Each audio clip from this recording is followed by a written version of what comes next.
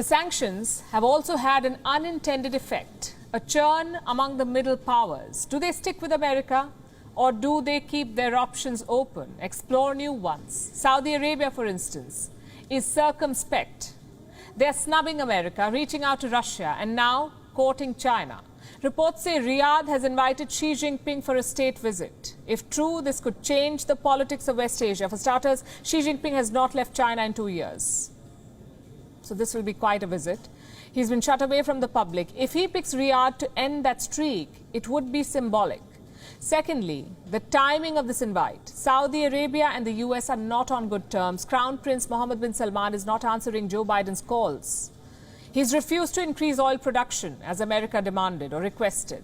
So this visit, Xi Jinping's visit to Riyadh, would be a clear message to Washington, D.C. Saudi Arabia has other options, and it's not afraid to explore them. Now, what do we know about this trip?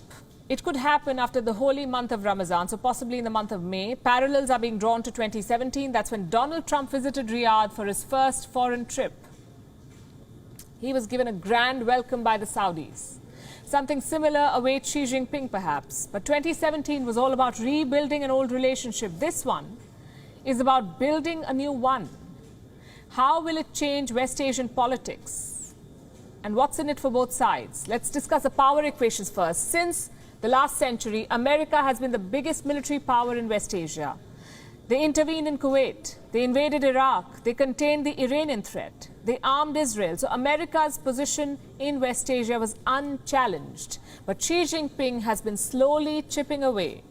His first target was Iran. Iran needed relief from sanctions. China needed oil. So both sides signed a 25-year economic agreement.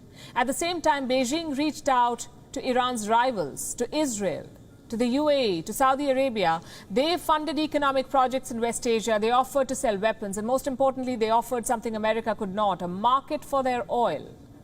You see, the US is energy independent now. They have their own oil. They don't need West Asian oil anymore. In fact, America is the biggest oil producer in the world. On the other hand, China does need oil. It is the biggest energy consumer in the world. So put yourself in Saudi Arabia's shoes. Do you need a customer or a reluctant friend who lectures you? Plus, China brings leverage over Iran, something that America can never offer. This rethink by Saudi Arabia is another setback for Joe Biden. He can only blame himself for this. Biden ended US support for the war in Yemen. He declassified files linking Saudi officials to the Khashoggi murder, and now Riyadh has reacted. And how? But what's in it for China? A lot. Number one, a foothold in West Asia. West Asia is key to China's Belt and Road Initiative. Without Saudi help, Xi Jinping's vision is not possible. Number two, benefit number two for China, insurance for the genocide on Uyghurs. Saudi Arabia is the de facto leader of the Muslim world, the custodian of Islam's holiest sites. If Saudi Arabia is hosting Xi Jinping, it would be a clean chit. Having said that, diplomacy is all about cloak and dagger. So Riyadh's real intentions have to be studied. Are they picking China over the US? Or are they using China to gain concessions from Biden? So far, the signs are not good for Washington, D.C. China is sharing missile technology with Riyadh. Aramco is building energy complexes and refineries in China. Reports say they could soon sell oil for the yuan instead of the dollar. So Riyadh is investing political capital on this relationship. The question is it too late for the US already? Can they regain their ally? Well, they can, but only if they put politics over principles.